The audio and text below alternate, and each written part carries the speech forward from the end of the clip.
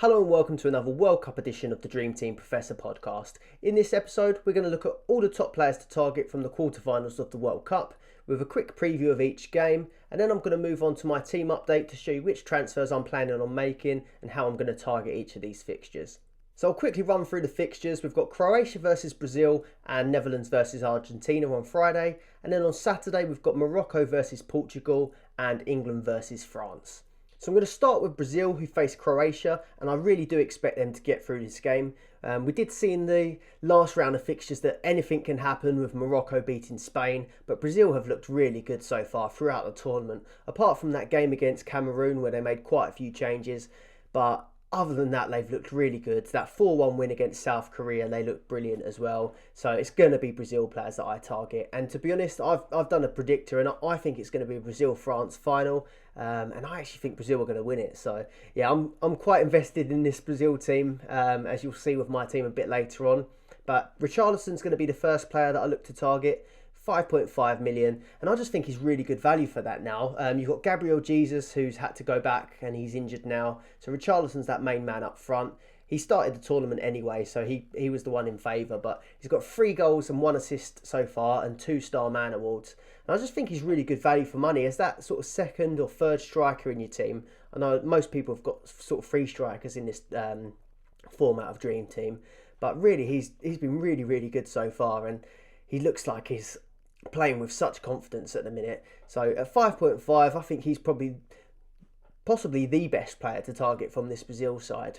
Then on to Neymar, who's like the premium asset for Brazil. He's coming in at 7 million. So he is a little bit cheaper than Mbappe, Kane and Messi, for example. But he is the main man, and he's on penalties, set pieces, and he's got 76 goals in 126 games for Brazil. So he's obviously a key player for them. So someone that I haven't actually got in my teams, but I do think he is a really good player to target. And then Vinicius Jr. at 6 million. He's got a goal and 2 assists so far in the tournament, and he's got a really good goal scoring and assisting record for Real Madrid this season. He's someone that I've got in pretty much all of my teams, and I've been happy with him so far. I think he started fairly slow in the first game, but then he's really picked it up since then. And I think it was a goal and an assist he got in the last game against South Korea. So I've been happy with him so far, and I'll be leaving him in. Then I'm going to go with Danilo at 3.5 million.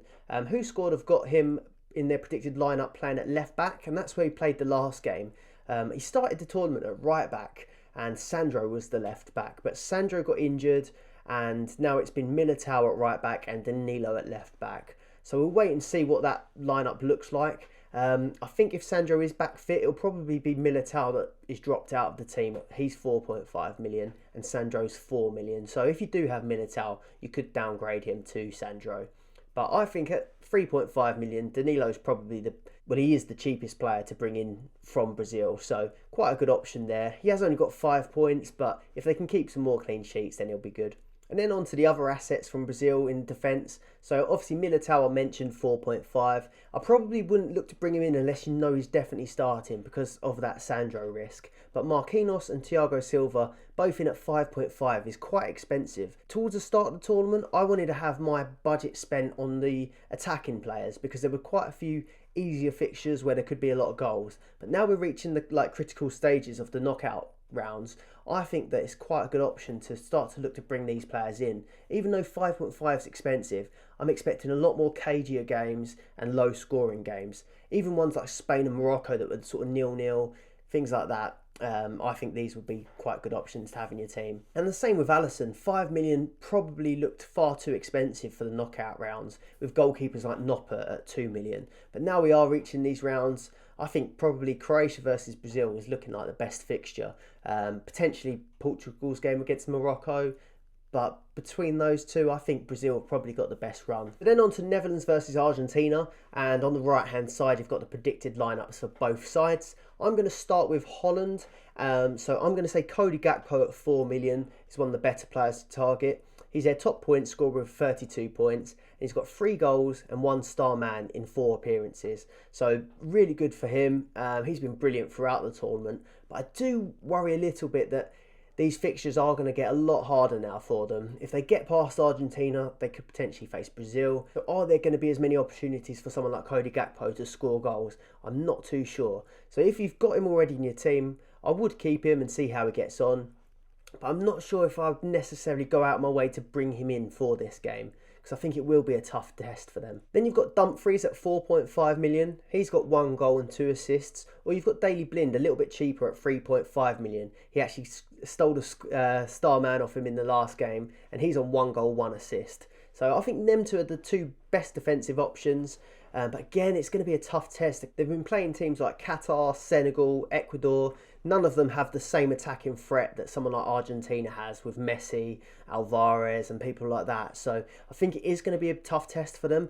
And the only downside is with these attacking fullbacks is now we're at these knockout stages, will people like Blind and Dumfries be attacking as much as they were against the USA, for example? So it's going to be a tough one, but I still think they are the best options from that Netherlands defence.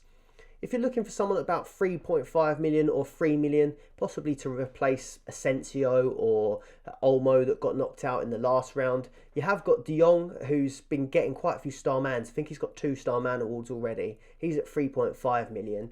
Or Klaassen, who sort of plays at number 10. He's 3 million as well. So if you are confident that Netherlands might do well in this fixture, they're quite good options to replace your Spain players, or if you have got some gaps at 3.5 or 3 million. Last player I will mention, who I've had pretty much throughout the whole game, is Noppert at 2 million in goal. I just don't think there's another keeper with that level of value, really. He's been really good at 2 million and probably been the best keeper to keep throughout. So again, it's a tough one whether or not you want to bring him in specifically for this game. But if you've got him, you're definitely not going to be taking him out. And he'll be probably quite hard to replace as well. If they do end up going out, it's going to be hard to replace a £2 million keeper without downgrading elsewhere. So then on to Argentina, and you can't go past Messi really at 7.5 million. He's got 3 goals, 1 assist and 2 star man awards already. Obviously on penalties too, and he's the 2nd highest scorer in the game behind Mbappe. So I think he's a must-have. Even for this tough game against the Netherlands, you just know that someone like Messi is capable of a moment of magic. Obviously again on penalties, so yeah, I think he's probably the best player to target hands down out of this Argentina side. Aside from him, I'd probably look at the fullbacks in Molina and Acuna. They did rotate quite a bit in their defence.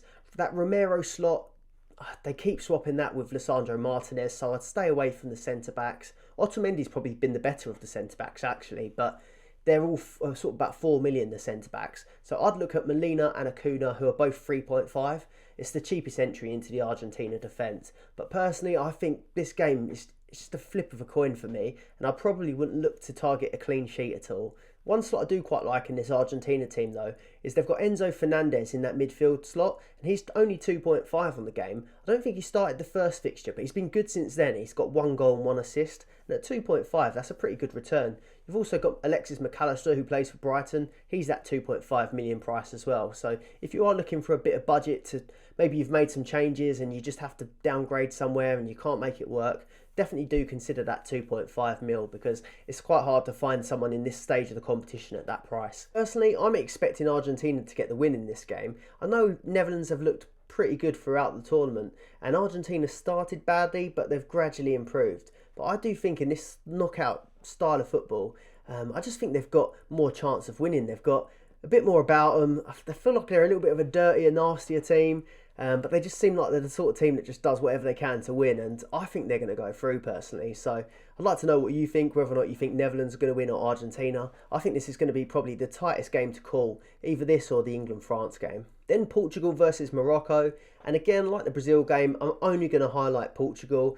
I feel a bit out of order for doing it because Morocco were really good against Spain, but even if Morocco, for example, do manage to pull off the upset, there's not that many players that you would want to target, and I don't think you want to back the underdog too much in a game like Dream Team. So I'm going to go with Portugal to start with. The main talking points in this is probably going to be Ronaldo and Cancelo were dropped for the last games, and with the 6-1 win for Portugal, I can't imagine that they're going to bring Ronaldo and Cancelo back. I think they'll probably try and stick to as near as that last team as they can. So with the who scored predicted lineup, they've got Costa in goal, Dalot at right back, Pepe, Diaz and Guerrero. They've got Silva, Carvajal and Otavio, Bruno Fernandes, Ramos, who scored that hat-trick, and João Felix. So I think it will probably be unchanged for this, and I'm going to say 3 million for Gonzalo Ramos. He's probably one of the best players to target.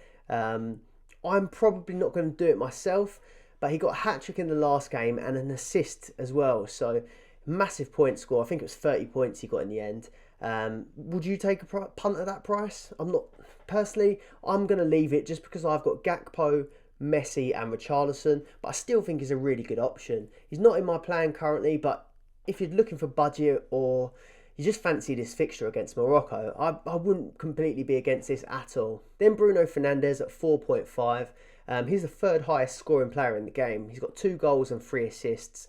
And what I do like about this is if Ronaldo is benched again, you've got penalties for Bruno Fernandes as well. So at 4.5 million, taking penalties, I think that's a really good player to have in your team. And you'll see from my lineup a bit later, he's definitely someone I'm liking at the minute. So 4.5 for Bruno, I think he's going to be a really good option. And then Guerrero at left back at 3.5 million. He got 10 points in the last game, and he was someone that actually we tipped before that. So I was quite pleased when he got a goal and an assist. A great attacking fullback. And I think that Portugal have probably got a really good chance of getting a clean sheet in this game against Morocco. If it's anything like the Spain game, I think Morocco are going to try and soak up the pressure, defend as well as they can, and look to counter-attack. But yeah, if there's every chance playing like that, there's every chance that it could be a 0-0 again or quite a low-scoring game. And I'm banking on Portugal getting a clean sheet in this one. Other players just to mention that I think could be quite good. Again, Costa at 3.5 million is a pretty good keeper if you are thinking there could be a clean sheet in this game. And then you've got João Felix as well at 4 million. He's got 1 goal and 2 assists. But if I was going, he's an attacker in this game. So if I was going to go for an attacker, I'd avoid Felix for now and go with Ramos as long as he is starting. Then on to England versus France. But before we get started on that one, if you've liked the video so far, please do hit the like button and subscribe to the channel for more Sun Dream Team World Cup content. So we'll get started with this game. I'm getting nervous just looking at it, to be honest. I haven't really been that nervous about any of the England games so far. But yeah, this is the big one now, isn't it? And I'm not feeling too confident about it. So again, on the right, we've got the Who Scored lineups. And we're going to start with England. And they've done it again, Who Scored. So they did this last week. And they've put Calvin Phillips in their predicted starting lineup. So I don't know if it's wishful thinking from someone at Who Scored that knows Calvin Phillips or just really wants him to start, but I can't see it personally. So Pickford in goal, Shaw at left back, Maguire at centre back, Stones and then Walker at right back, Bellingham, Rice and Phillips. Now I think Phillips will be Henderson again, or should be Henderson. And then up front, or on the left wing, sorry, we've got Foden, Harry Kane down the middle and Saka on the right. So I think if we are going to play a 4-3-3, I think that probably would be how it would line up, with Phillips going out for Henderson. Again, don't know what's happening with Phillips in that predicted lineup, but I think if we do go 4-3-3, that's probably going to be the lineup. But I've got a horrible feeling that I don't want to see it, but I've got a feeling Southgate's going to bottle it and go 5 at the back, maybe playing Walker and Trippier. Playing Walker at that right centre-back role. I just have a feeling that's what he's going to do to try and counter Mbappe. But I think that Walker and Henderson as a combination would probably do an okay job of stopping Mbappe. It still scares the shit out of me, but I'd prefer us to just go at France with this 4-3-3. Anyway, back to the players to target. I've actually started to move all of my England players out ahead of this France game, so that shows you how confident I am. But if I was going to keep an England player in my team, I'd probably just have the one, because again, I just think like a bit like the Argentina-Netherlands game, this is going to be such a hard one to call. And the reason I'd probably go for someone like Maguire, he's 4 million at centre-back. And I'm just looking at the lineups now, and if it is Shaw at left back and Walker at right back, you've got Dembele running at Shaw and Mbappe running at Kyle Walker. In a game like this, I just have a feeling one of them's going to take a yellow. So I'd go with Maguire down the middle. He'd probably be having a match up with Giroud. So yeah, I think I'd prefer to go for a centre-back in this situation. Then I'd probably lean towards one of the wingers. So Foden or Saka, I think they did a good job in the last game, and I think they probably will start again. They're both 5 million, so there isn't much in it.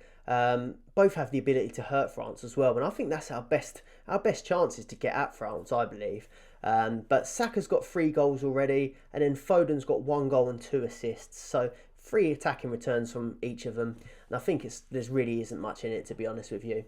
And then Harry Kane up front at 7.5 million. The obvious option, he's got penalties, obviously a great goal scorer, but he has only got the 1 goal so far. So Personally, I'm not going to look to bring players in for this England game, but they're the players that I would target. Then on to France, and you can't really start with anyone else but Kylian Mbappe. He's got 5 goals and 2 assists so far in this tournament, and he's probably on for the Golden Boot as well. So, yeah, he's a player that I'm really worried about. I think we have probably got the best options to deal with him in Kyle Walker, but he has been so good this tournament. And then Giroud, I think, goes under radar at 3.5 million. He's been great value. So 3 goals for him already. And he's just been an incredible player, really. He became France's all-time top goal scorer as well. And he's just someone to consider maybe even after this game. If France do get through and you are looking for a bit of budget elsewhere, having him up front at 3.5 million is a great option. Maybe a downgrade on Cody Gakpo, or even if you're looking to maybe upgrade Noppert, you could downgrade one of your more expensive strikers to Giroud. Although I do think France probably are the favourites in this, I won't be targeting their defenders because I just think we have got too much or a lot of talent going forward. So I wouldn't be targeting either defence really because I just think we've got too many attacking players in both sides. But if I was going to do it, it'd probably be Hernandez or Upamecano at 3.5 million. Hernandez is 4 million at the minute. They're the options that I do like best. And if France do go through, I will look to add these into my team. Then I mentioned that Olmo slot, 3.5, or Asensio at 3. I mentioned them because I had Spain players that went out, and I imagine quite a few people do. But I think Dembele at 3.5 million is probably the best option that I can see to replace Olmo. So he's got 2 assists and 3 7 ratings, but no goals so far. But he is a good attacking option. You have got Griezmann at 5.5 million, who's an attacker. I do think he's a good option, and I did put him in my original video for I made a plan and strategy of how I'd target the knockout stages, and I did put Griezmann in, but I changed my mind when I saw how good Richarlison has been playing. They're the same price, and I just think Richarlison's much better value for that. Again, drop a comment how you think this game's going to go, because it's going to be quite a tight one. Personally, I don't want to say it, but I think France are going to have this, I'm afraid. Then on to my team update then. So I've got 262 points in total for this team. It is actually my worst team out of all 5 that I made. And it's down at 7.9k at the minute, but it has got 13 transfers left. Something quite interesting really, and I guess you would expect it, but pretty much all of the teams that I've made the most transfers in are higher up the rankings, and this team I've got the most transfers left is lower down. But I have got a few more options to make changes at this point of the tournament, so I do hope I can make up some ground. So I've got 262 points, 13 transfers left, and I've got 2.5 million in the bank because I downgraded Harry Kane to Richarlison ahead of that South Korea fixture, which turned out pretty well. So yeah, with 13 transfers left, I really do want to try and up my game with this. I did make a plan of how I was going to use each, but quite a few things have changed since. So like, for example, I didn't expect Spain to get eliminated by Morocco, and now I'm stuck with Alba, Olmo and Asensio to get rid of. So that's 3 transfers straight away that I'm going to have to make. So before I show my transfers, I'm going to go through the teams back to front. So I've got Noppert in goal, who faces Argentina. 2 million, happy with him for that game. Then I've got Danilo and Militao from Brazil. I'm pretty happy with those, but I'm just a bit worried about Militao if Sandro comes back. But Militao's 4.5 and Sandro's 4, so if I really need to, I could downgrade Militao to Sandro and it won't cause me too many problems. Then I've got Jordi Alba, who's eliminated, and Harry Maguire, who plays against France. So not a great fixture there. Then Olmo, who's eliminated. Vinicius Jr. from Brazil. I'm liking him at the minute, and I think he'll do quite well. And then Asensio that's eliminated. Then up front, I've got Messi, Gakpo and Richarlison. I quite like all of those options up front. And even though that Argentina versus Holland game is going to be quite tight, I still think there's good opportunities that both could get on the score sheet. So let's move on to the transfers that I'm planning to make. So Alba, Olmo and Asensio were ones I definitely needed to remove. And then I want to get another Brazil defender in there. I did my strategy video and worked out that I'd end up with quite a few transfers left, and obviously you can see I've got 13 at the minute. So I'm happy to take a few more risks to try and boost my team up the rankings. So I'm going to go with another Brazil defender and take Alba out for Thiago Silva first. Then I'm looking at Harry Maguire. I was planning to keep Harry Maguire for this France game, but actually I have a good feeling that Portugal could beat Morocco and keep a clean sheet, which wasn't in my plan initially because I was thinking initially that it was going to be Spain versus Portugal in the next round. But Guerrero, I think, against Morocco could be a really good option. Hopefully Morocco don't eliminate a load of my players again. But I'm going to go Maguire out for Guerrero. And then I'm going to take Olmo out for Bruno Fernandes. So I just think that Portugal looked so good in that last game, and really I'd ruled them out of my planning initially because I thought they were going to play Spain. And to be honest, I thought Spain looked really good initially in the tournament, and I thought they would go quite far, probably even beating Portugal. But obviously it wasn't the case, and I just think an opportunity's opened up that I wasn't expecting. So Maguire out to Guerrero and Olmo out to Bruno Fernandes. And the other move that I'm going to make is Asensio out to Dembele. That's Jordi Alba out for Thiago Silva, Harry Maguire out for Guerrero, Olmo out for Bruno Fernandes, and Asensio out to Dembele. So that's 4 transfers, and obviously you can only make 3 a day. So I'll probably have to make at least one of these moves, or 2 of these moves even tonight. I would have gone at least 1 to start with, so that I could make 3 moves tomorrow. But actually, I'm a little bit worried about that Militao-Sandro situation. I'm thinking if I make 2 transfers tonight, and then make 2 transfers tomorrow, I have still got that extra 1 transfer just in case Militao ends up being dropped for Sandro, for example, and then I could make another one. So as it stands, these 4 transfers would put me back down to 9 transfers left, which in my initial plan, I was planning to have a little bit more than that going into this, but I want to go for it a little bit more. I'm a bit worried that when I get to the final, there might not be that many points up for grabs, and I really do think that this Brazil game versus Croatia and the Portugal game versus Morocco could be potentially the last big opportunities to get good likelihood of clean sheets and a good likelihood of goals as well. So I'm going to go with that. It was a bit unexpected, but I think you have got to be flexible when you play these sort of games, when you see opportunities come up. That would leave me with no money left in the bank, but my team would look like Noppert, Danilo, Militao, Thiago Silva and Guerrero from Portugal. In midfield, I'd have Ousmane Dembele from France, Vinicius Jr. from Brazil, and Bruno Fernandes from Portugal. And then I'd have up front Messi, Cody Gakpo, and Richarlison. So I think that looks like a pretty strong side actually. So I'm quite happy with that. And then I'll leave it like that probably now till the next round of fixtures. The only transfer I might look to make between games could be Messi to Mbappe. If I find that Messi gets eliminated against Holland, then I might want to make that immediate change to Mbappe and then potentially leave him in for the rest of the tournament if they make it to the final. So I think that's probably how I'm going to leave it.